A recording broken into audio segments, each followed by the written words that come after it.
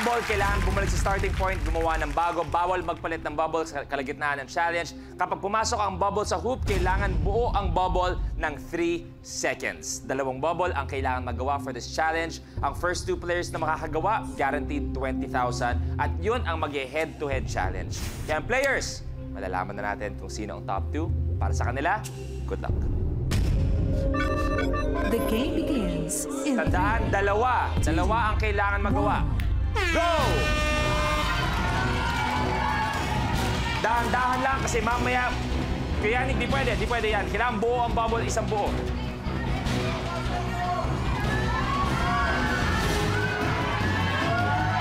Three, two, one, good! Si Kuya Yani may isa na.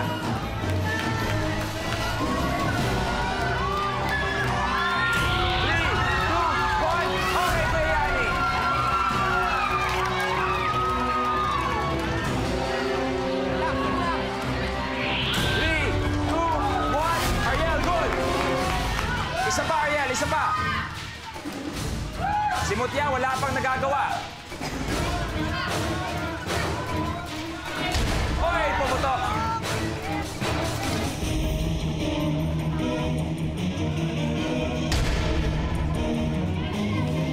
So si Ariel, may isa na. Si Mutya, wala pa.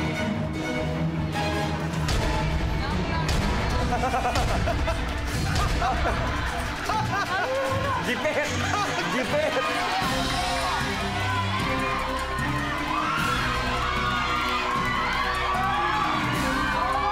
3, 2, 1.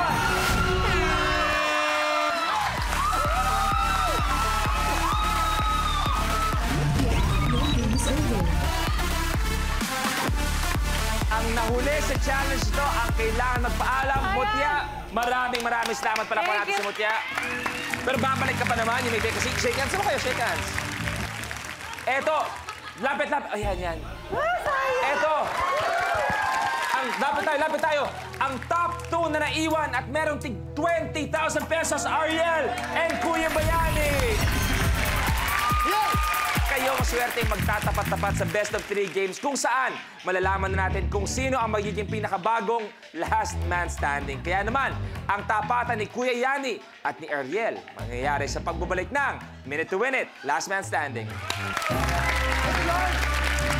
2 pasahero na lang ang natitira. Kaya naman, sino kaya makakasurvive ng train? Uubusan.